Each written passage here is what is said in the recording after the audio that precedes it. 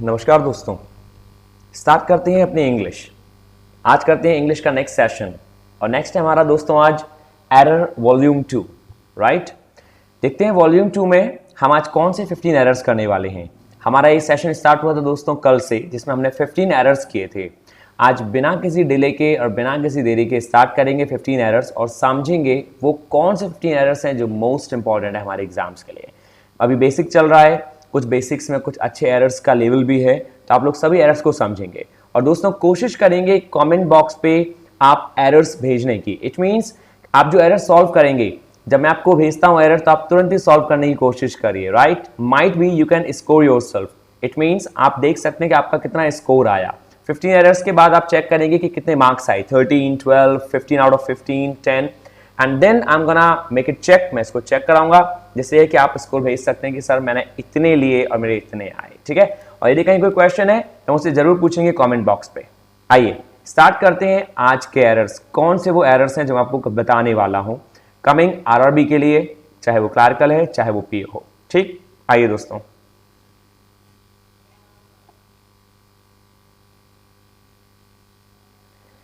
सो ये है हमारा इंग्लिश का सेशन और यहां से हम स्टार्ट करते हैं दोस्तों error number 1। So the error is given over here, the modern day life style has became to mechanical and stressful. आप ऐसे बहुत सारे लोगों को मालूम पड़ गया होगा सेंटेंस को पढ़ने से ही सेंटेंस का मीनिंग क्या है। जैसा कि कल हम लोगों ने बात की थी कि सबसे पहले हमें मीन निकालना है। No need to find out the error, कोई जरूरत नहीं है एरर फाइंड आउट करने की, पहले मीन उसके बाद error. The modern day life style has became, जो मॉडर्न डे है, जो आज के युग की लाइफ स्टाइल है, वो बन चुकी है टू मैकेनिकल, बहुत ज्यादा मैकेनिकल बन चुकी है, एंड स्ट्रेसफुल। और इतना काम है हम लोगों पे, इतना काम होता है सभी पे कि बहुत ज्यादा स्ट्रेस लेते हैं इस लाइफ स्टाइल में। तो क्या एरर है? ग्रामेटिकल हमने देखा था, हम सब जानते हैं दोस्तों। ये जो वर्ड है हैज, ये जो वर्ड आपने देखा यहाँ पे जो हैज है, ये हैज जो है अपने संग थर्ड फॉर्म लेता है। क्या लेता है? Third form. और बिकेम जो है वो दोस्तों सेकंड फॉर्म है। किसकी? बिकम की। जबकि होनी क्या चाहिए थर्ड फॉर्म? बिकम की थर्ड फॉर्म होती है बिकम, बिकेम, बिकम। मतलब become itself is a third form, became second form है। फिर से रिपीट करूंगा, हैज के साथ आपको थर्ड फॉर्म लगानी है, ना कि सेकंड फॉर्म। Right everybody? तो सेंटेंस बनना चाहिए the modern day life style has become to mechanical and stressful. जो मॉडर्न डे की लाइफ स्टाइल है वो बन चुकी है बहुत ज्यादा मैकेनिकल और बहुत ज्यादा stressful. Right everybody? So this is what I need to call. सो सबसे सिंपल था कि आपको मीनिंग भी मालूम पड़ा और आपको यह भी मालूम पड़ा कि जो बिकेम है वो बिकम हो जाएगा क्योंकि हमें थर्ड फॉर्म चाहिए। क्लियर? श्योर? चलिए number second.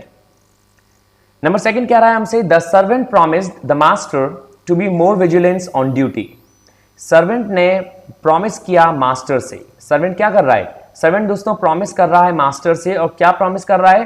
To be more vigilance, कि वो ज्यादा सतर्क रहेगा ऑन ड्यूटी, ड्यूटी पर। विजिलेंस का मीन्स क्या होता है? सतर्क होना।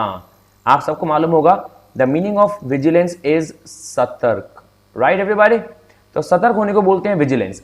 तो सेंटेंस में कहना चाह रहा है आपसे the servant promised, past indefinite form है, प्रॉमिस की second form promised. The master, master से प्रॉमिस किया उसने टू बी मोर विजिलेंस, कि वो बहुत ज्यादा विजिलेंस होगा। दोस्तों मैं आपको बता दूं ड्यूटी यहां पे नाउन है। ड्यूटी क्या है? नाउन। और नाउन को क्वालिफाई एडजेक्टिव करता है, जबकि विजिलेंस जो होता है ये भी एक नाउन है। अच्छा, तो एडजेक्टिव क्या होता है? विजिलेंस का होना चाहिए दोस्तों विजिलेंट। विजिलेंट जो होगा वो एडजेक्टिव होगा, ये हमें मालूम होना चाहिए। विजिलेंट एडजेक्टिव होगा, इसलिए आपको क्या यूज करना है? Vigilant rather than vigilance. क्यों एडजेक्टिव यूज किया हम लोगों ने? हम सभी जानते हैं कि नाउन को क्वालिफाई एडजेक्टिव करता है, और एडजेक्टिव कौन है यहाँ पे? विजिलेंस। राइट, जो कि काम कर रहा है नाउन का, तो हम इसको एडजेक्टिव में कन्वर्ट करेंगे, विजिलेंट बनाएंगे। क्वेश्चन ये आता है कि सर हमें कैसे मालूम पड़ेगा?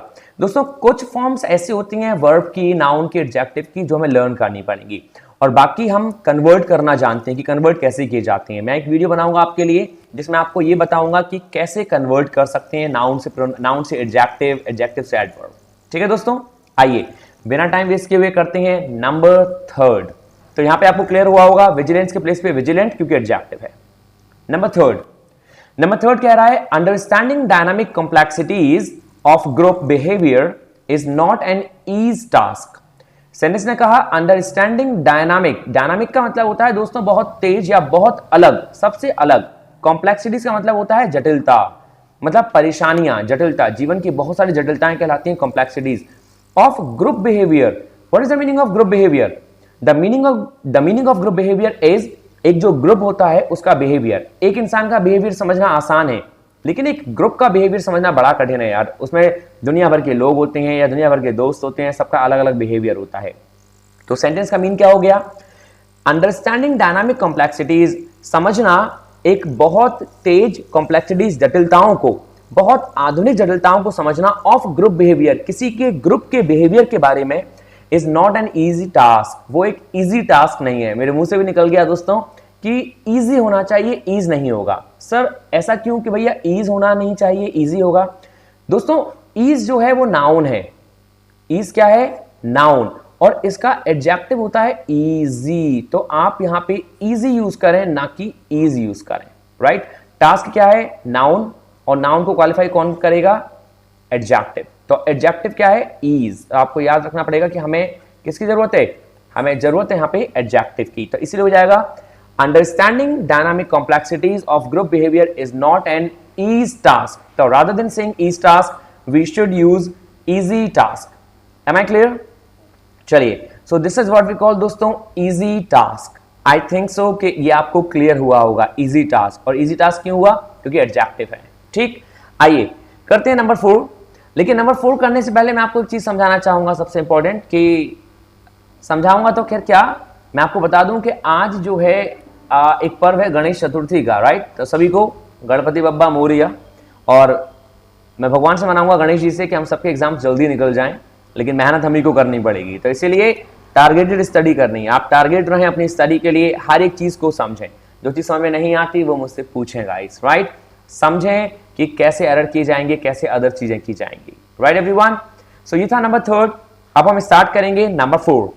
ये नंबर 3 एरर आपको समझ में आए होंगे, लेकिन 4th एरर आपसे क्या कहना चाह रहा है? तो भैया 4th क्या कह रहा है? 4th कह रहा है आपसे everyone section of the society. Society का जो हर एक सेक्शन है, मतलब हमने सोसाइटी को एक सेक्शन में बांट रखा है, इज फीलिंग द पिंच, वो फील कर रहा है pinch. What is the meaning of pinch?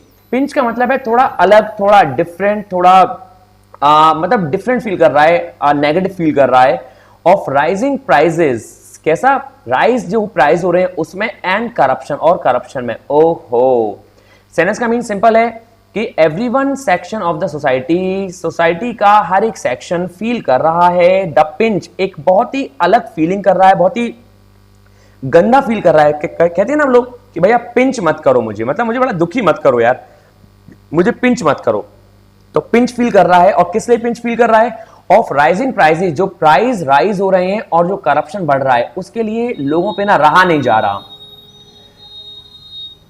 This is what we call दोस्तों राइजिंग प्राइसेस एंड करप्शन। अब हमें एक बात समझनी है, हमने सेंटेंस में देखा कि everyone section of the society. दोस्तों एवरीवन जो वर्ड होता है ना, ये होता है आपका प्रोनाउन। यदि मैं बात करूं एवरीवन की, तो हमको समझना पड़ेगा एवरीवन जो होता है, ये कभी कभी काम नहीं करता, marker in the sense pen, ठीक है? तो दोस्तों ये प्रोनाउन होता है एवरीवन। क्यों भाई एवरीवन प्रोनाउन क्यों है? क्योंकि एवरीवन हम किसी के प्लेस पे यूज कर रहे हैं। प्रोनाउन क्या होते हैं? Pronoun are the words which tells about noun. Tells about means which uses in place of noun. जो नाउन के प्लेस पे यूज हो वो प्रोनाउन कहलाते हैं। तो एवरीवन मैंने किसी इंसान के नाम पे यूज किया है, कोई भी राम श्याम सीता गीता सबको लेके मैंने क्या यूज किया? एवरीवन। लेकिन यहां पे दोस्तों सेक्शन जो वर्ड है, सेक्शन, ये खुद में नाउन है, सेक्शन, ठीक है? और नाउन को क्वालिफाई प्रोनाउन नहीं करता, नाउन को क्वालिफाई करता है एडजेक्टिव। कौन करता है? एडजेक्टिव। तो हमें क्या चाहिए? एडजेक्टिव। तो एवरीवन तो एडजेक्टिव है नहीं, तो इसीलिए इसमें से आप वन को हटा देंगे, वन को रिमूव कर दीजिए, तो एवरी बन जाएगा क्या? Adjective. So this is the simple form कि आप एवरी को क्या बनाएंगे? एडजेक्टिव। ये एडजेक्टिव बन गया दोस्तों। तो सेंटेंस बन गया every section of the society. Society का हर एक section is feeling the pinch, बहुत गंदा फील कर रहा है प्राइस राइज होते हुए, और करप्शन को देखकर वो बहुत गंदा फील कर रहा है। तो हमें एडजेक्टिव की जरूरत है। ये बेसिक है, ये ध्यान रखेंगे। एवरीवन प्रोनाउन होता है, जबकि एवरी एडजेक्टिव होता है। जैसे मैं आपसे एग्जांपल में कहूं, every girl, each boy, every man, each pen. तो इनमें एवरी और ईच क्या है? एडजेक्टिव है। क्यों है भाई? क्योंकि इनके बाद में नाउन आया हुआ है और जो नाउन को क्वालिफाई करे वो क्या कहलाएगा? एडजेक्टिव। क्लियर? आइए करते हैं नंबर 5। तो भैया नंबर 5 क्या कह रहा है आपसे? नंबर 5 कह रहा है the bad economic situation led into a popular uprising of the masses. Sentence कह रहा है आपसे द बैड इकोनॉमिक सिचुएशन, जो बुरी इकोनॉमिक सिचुएशन है, आजकल हम हालात देख ही रहे हैं इकोनॉमी के, तो जो हमारी बुरी इकोनॉमिक सिचुएशन है led into a popular uprising, वो लीड कर रही है, उसने लीड किया। लैड जो है वो सेकंड फॉर्म है ना लीड की, उसने लीड किया popular uprising of the masses, जो भीड़ है, जो मास है, उसकी पॉपुलर अपराइजिंग को, उसको एक जगह गैदर किया। वो लोग हड़ताल कर रहे हैं कि भाई हो क्या रहा है, ये बैड सिचुएशन इकोनॉमिक क्यों बन रही है, हम लोग नहीं कमा पा रहे हैं, हम परिवार का ध्यान कैसे देंगे। तो वो सब एक जगह जुट हो रहे हैं और उन्हीं की भीड़ लगती जा रही है। ये है सेंटेंस। अब इसमें एरर क्या हुआ? The bad economic situation led into a popular uprising. दोस्तों मीनिंग तो सही निकल रहा है, लेकिन हमें थोड़ा ग्रामेटिकल देखना पड़ेगा। प्रीपोजिशन में क्या होता है ना कि प्रीपोजिशन हमें कुछ फिक्स प्रीपोजिशन लर्न करनी होती है, कुछ वर्ड्स के साथ कुछ फिक्स प्रीपोजिशन आती हैं। तो मैंने देखा यहाँ पे एक वर्ड दे रखा है लैड। लैड के संग दोस्तों इनटू नहीं आता, केवल टू आता है। तो led to a popular uprising होना चाहिए। जी हाँ, मैं फिर से रिपीट करूंगा, लैड अपने संग इन नहीं लेता, तो भैया लैड क्या लेता है? लैड टू लेता है। और लैड की फॉर्म क्या होती है? लीड। तो लीड को बोलते हैं हम लोग लैड। लैड जो होती है वो सेकंड फॉर्म होती है लीड की, और जो फॉलो करता है टू को अपने साथ। ठीक है, तो सेंटेंस बन गया the bad economic situation led to a popular uprising of the masses. Clear? चलिए बढ़ते हैं नंबर 6 पे। नंबर 6 कहना चाह रहा है पॉवर्टी एंड अनएम्प्लॉयमेंट। यदि हम बात करें पॉवर्टी एंड अनएम्प्लॉयमेंट की, गरीबी और बेरोजगारी, तो poverty and unemployment is the two sides of the same coin. वो एक सिक्के के दो पहलू, मतलब is the two sides of the same coin, मतलब सेम कॉइन के टू साइड्स हैं। तो दोस्तों ये तो सामने सेंटेंस देखने पे ही आपको मालूम पड़ रहा होगा, मुझे नहीं लगता है किसी ने नहीं किया होगा, सब समझ गए होंगे। लेकिन हाँ, जो बहुत बिगनर है यहाँ पे, फ्रेशर हैं, वो इस बात को समझ लें। सिंगुलर के संग सिंगुलर वर्ब और प्लूरल के संग प्लूरल वर्ब। तो दोस्तों क्या है, यहाँ पे दो चीज दे रखी हैं, एक पॉवर्टी और एक अनएम्प्लॉयमेंट। तो पॉवर्टी और अनएम्प्लॉयमेंट हमने दो बात करी है, तो इसीलिए यहाँ पे हम इसका यूज नहीं करेंगे। यहाँ क्या आएगा? आर। और क्यों आएगा आर भाई? आर इसलिए आएगा क्योंकि हमें यहाँ पे प्लूरल फॉर्म दी हुई है, poverty and unemployment. I hope कि आपको क्लियर हुआ होगा। पॉवर्टी एंड अनएम्प्लॉयमेंट क्या लेता है अपने साथ? आर लेता है। क्लियर? क्योंकि दो चीजें हैं। बढ़े आगे, आगे देखते हैं सेंटेंस आगे क्या कहना चाह रहा है। नंबर 7 कह रहा है आपसे academic system leads us to. दोस्तों अभी अभी हमने जो 5th सेंटेंस किया था, हमने देखा था कि लैड एक फॉर्म थी। तो देखिए लैड की फॉर्म ये आ गई लीड, और आप गौर से देखें तो देखिए लीड के संग उसने टू का यूज दे रखा है, यहाँ पे उसने टू दे रखा है। तो मतलब इसमें तो एरर होगा नहीं, क्योंकि लीड के संग टू दे रखा है। तो सेंटेंस पढ़ते हैं। Academic system leads us to believe that we can learn out from listening to authorities। क्या मीन है इसका? जो एकेडमिक सिस्टम है वो लीड करता है हमें, लीड्स मतलब प्रेजेंट इंडेफिनिट है, एस लग गया, ये वर्ब बन गई। ये क्या बन गई? वर्ब। और काय की वर्ब बन गई दोस्तों? ये वर्ब बन गई प्रेजेंट इंडेफिनिट की। एस लगा है ना, एस और एस। तो एकेडमिक सिस्टम लीड्स अस, एकेडमिक सिस्टम जो है वो हमें लीड करता है ये विश्वास करने के लिए, believe that we can learn out, हम लर्न कर सकते हैं फ्रॉम लिसनिंग, सुनकर। किनको सुनकर? टू अथॉरिटीज, अथॉरिटीज को सुनकर, मतलब जो हायर अथॉरिटीज हैं, जो हम पे राज्य करते हैं, हुकूमत करती हैं, या फिर हम जिनके अंडर में काम करते हैं, उनको सुनकर हम क्या कर सकते हैं? लीड कर सकते हैं, विश्वास कर सकते हैं, और हम उनसे सीख सकते हैं। वी कैन लर्न, हम उनसे कुछ सीख सकते हैं। भाई सीधी सी बात है, अपने बड़ों से हम कुछ सीखते हैं, जो हमसे बड़ी पोस्ट पे हैं या फिर जो हमसे बड़े हैं, हम उनसे कुछ सीखते हैं। ठीक है, लेकिन एरर क्या है इसमें? तो हमने एरर देखा, academic system leads us to believe that we can learn out. दोस्तों आउट यहाँ पे सेंसलेस है, ये सुपरफ्लुअस इन द सेंस बेकार में लगा हुआ है, नो मीन ऑफ आउट। हम कह सकते हैं we can learn from listening, हम लर्न कर सकते हैं सुनकर। लर्न आउट कोई यूज नहीं है, कोई मीन नहीं है, सेंसलेस, जबरदस्ती यहाँ पे धबंग मारी गई है आउट को रख के। ठीक है, तो हमें आउट नहीं रखना, हमें केवल we can learn from listening होना चाहिए। आई बिलीव कि आपको क्लियर हुआ होगा। ठीक, आइए नंबर 8 कहना चाह रहा है आपसे certain old customs has to be completely abolished to build a healthy society. ये जो कुछ लेकिन कस्टम्स हैं, सर्टेन ओल्ड कस्टम्स, जो पुराने रीति रिवाज हैं, उनको प्रॉपर कंप्लीटली पूरी तरह अबॉलिश कर देना चाहिए, मिटा देना चाहिए। अबॉलिश मतलब मिटाना, कंप्लीटली मतलब पूरी तरह, अबॉलिश्ड कंप्लीटली अबॉलिश कर देना चाहिए। टू बिल्ड, क्या करने के लिए? बिल्ड करने के लिए, बनाने के लिए। अ हेल्दी सोसाइटी, एक बहुत हेल्दी सोसाइटी बनानी है। यदि हमें बहुत स्वस्थ सोसाइटी बनानी है तो उसके लिए हमें ओल्ड कस्टम्स को छोड़ना पड़ेगा, हमें ओल्ड जो पुराने रीति रिवाज हैं उनको मिटाना पड़ेगा। तो सेंटेंस में कहना चाह रहा है certain old customs has to be completely abolished to build a healthy society. तो दोस्तों सिंपल सा है, बस आपको ध्यान देना है थोड़ा। सर्टेन ओल्ड कस्टम्स प्लूरल है, एस लगा हुआ है, कस्टम्स प्लूरल है, तो यहां पे हैज नहीं आना चाहिए, यहां हैव आएगा। मुझे ऐसा महसूस होता है कि मेरे बहुत सारे दोस्तों ने सही भी किया होगा, क्योंकि आपको वर्ब का ज्ञान होगा सभी को। यदि आप आरआरबी पीओ का एग्जाम दे रहे हैं, आरआरबी क्लरिकल का एग्जाम दे रहे हैं, राइट, और वो भी आप सेकंड फेज मेंस का दे रहे हैं, तो आप क्लरिकल जानते हैं अच्छे से मेंस को कि भाई हमें बेसिक का क्लियर होना बहुत जरूरी है। और ये बेसिक है कि प्लूरल जो नाउन होते हैं वो प्लूरल वर्ब लेते हैं, तो कस्टम्स है यहाँ पे प्लूरल, इसीलिए हैव आएगा। क्लियर? आइए स्टार्ट करते हैं number 9।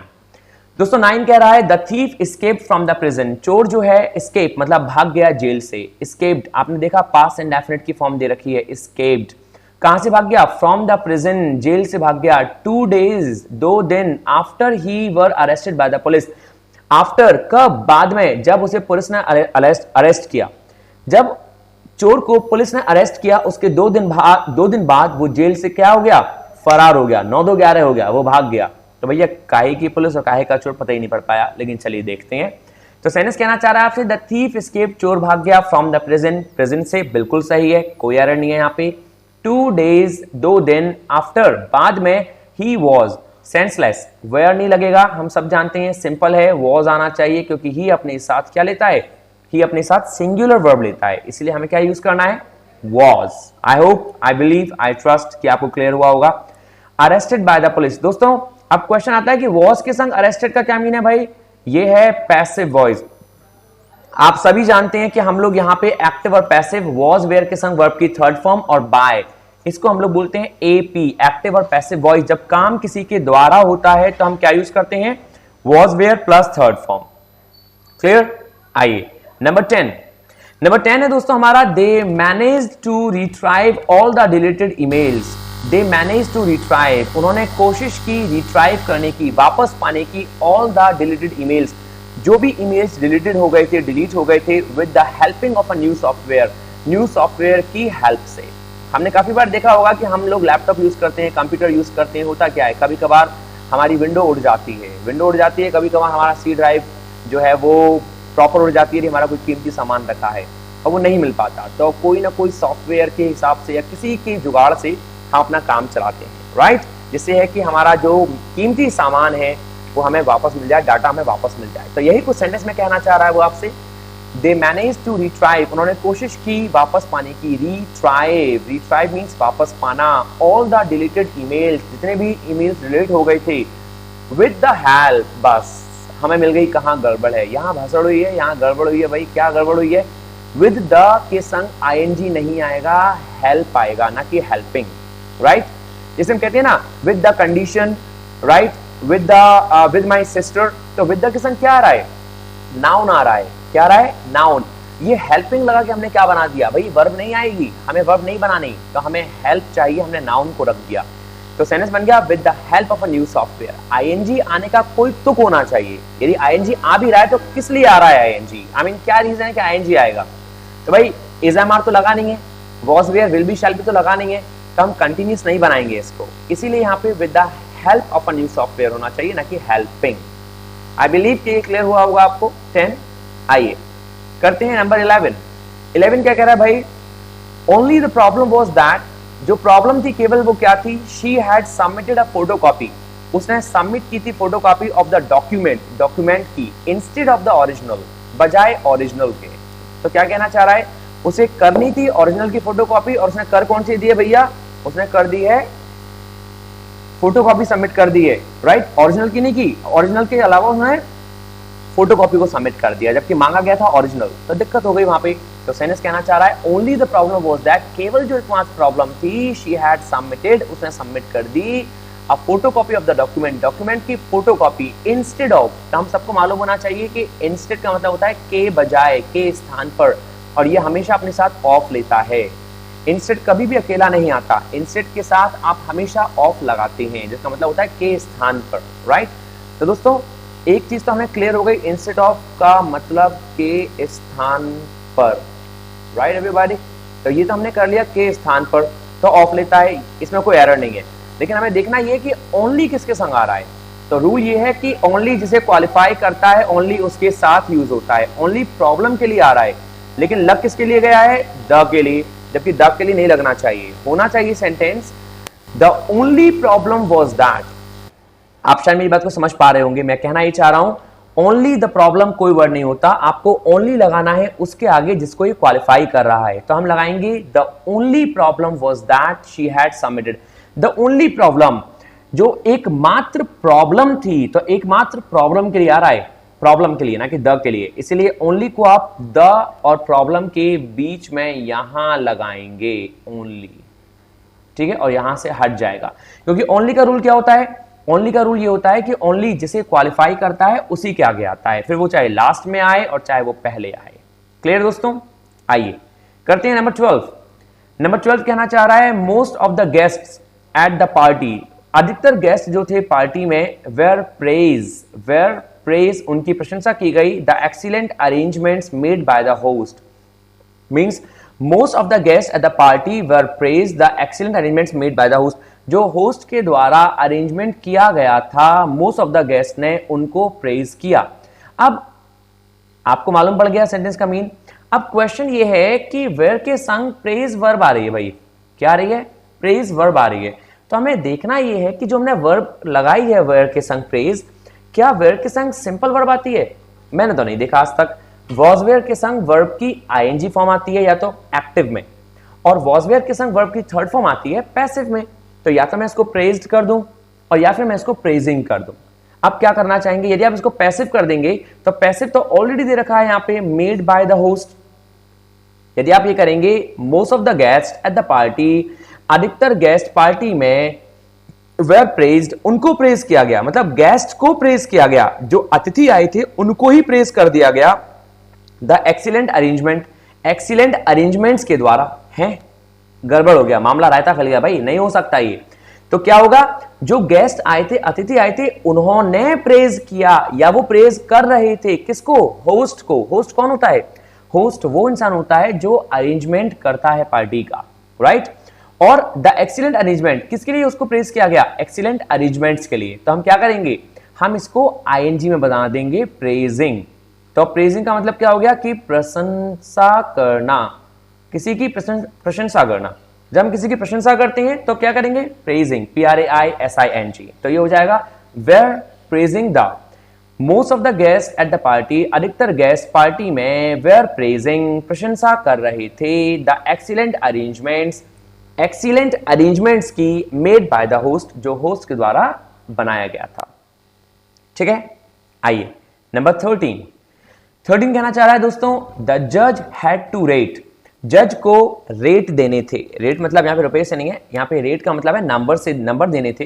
Had to rate, rate दोस्तों यहाँ पे वर्ब की तरह यूज हुआ है, ध्यान रखें, यहाँ पे रेट का यूज हमने वर्ब की तरह किया है। Had to rate the contestant, किसको, प्रतिभागियों को, जिन लोगों ने पार्टिसिपेट किया था, कंटेस्टेंट्स को, not only on his presentation, उनकी प्रेजेंटेशन के लिए ही नहीं, बट ऑल्सो बल्कि there interaction with the audience, जिस तरह से उन्होंने ऑडियंस के संग आंखों में आंखें डाल के इंटरेक्शन किया था, राइट। तो उसके हिसाब से जज जो बैठे थे वहां पे, जो जज था उसको क्या करना था, उसको रेट देना था, उसको मार्क्स देने थे। तो किसको देने थे भाई, कंटेस्टेंट्स को देने थे। तो भाई कंटेस्टेंट्स कितने थे वहां पे, तो भाई कंटेस्टेंट्स मतलब बहुत थे, एस लगा हुआ है।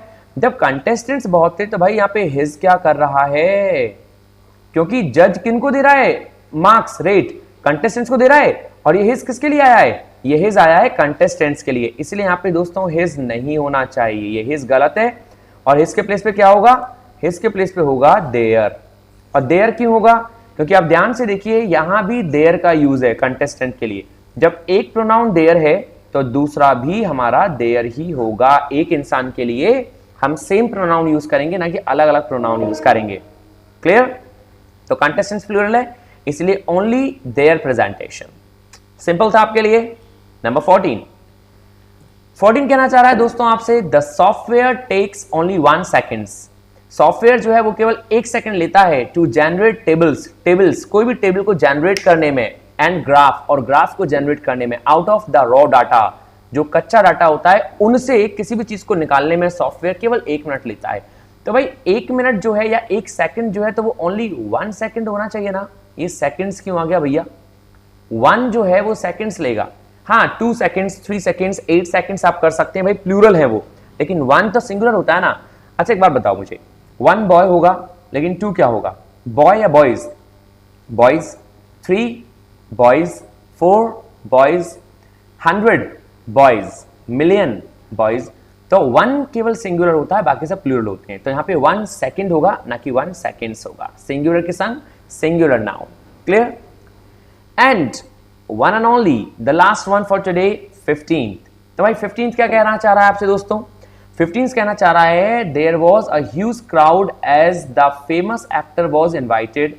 There was a huge crowd, बहुत बड़ा क्राउड था जिस तरह की फेमस एक्टर को इन्वाइट किया गया था टू इनॉग्रेशन द फंक्शन को इनॉग्रेट करने के लिए।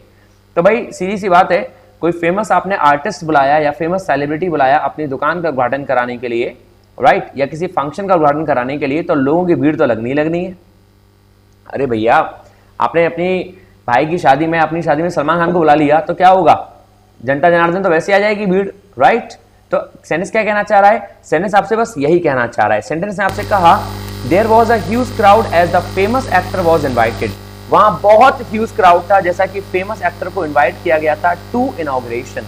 दोस्तों एक बात बताओ, ये जो वर्ड होता है टू, ये टू अपने साथ क्या लेता है? अपने साथ वर्ब की फर्स्ट फॉर्म लेता है, ठीक है। और हमने सीखा है कि किसी वर्ड में ION लग जाने से क्या बनता है? वर्ब तो नहीं बनती, तो भैया वो नाउन बनता है। क्या बनता है? नाउन। तो इतना तो आपको पता है कि हमने ये सीखा कि ION लगने से नाउन बनता है और टू के बाद वर्ब की फर्स्ट फॉर्म आती है। तो जब देखिए आप, यहाँ टू है ऑलरेडी, क्या है यहाँ पे? टू, और यहाँ लगा हुआ है इनॉग्रेशन, तो ये क्या है? नाउन। नाउन है ना ये, टू के बाद इनॉग्रेशन नाउन हो गया, लेकिन हमें क्या चाहिए? वर्ब। तो ये गड़बड़ हो गया, तो हम क्या करेंगे? हम यहाँ से ION हटा देंगे, हम इसको वर्ब बनाएंगे और वर्ब बन जाएगी इनॉग्रेट, INAUGURATE, इनॉग्रेट। क्लियर? क्योंकि टू के बाद हमें वर्ब चाहिए और वर्ब की फर्स्ट फॉर्म हो जाएगी to inaugurate.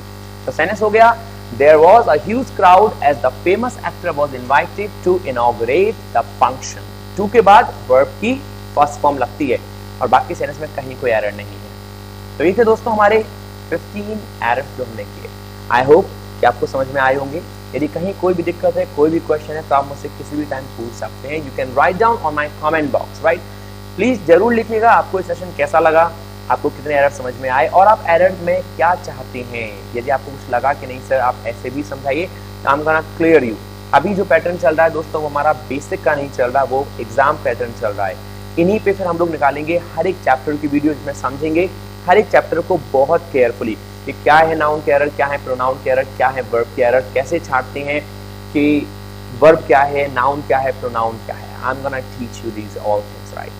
There guys, so finish करते हैं यहाँ पे आज के सेशन को, और I am extremely happy to be with you and I am extremely happy that you also felt happy to be with me.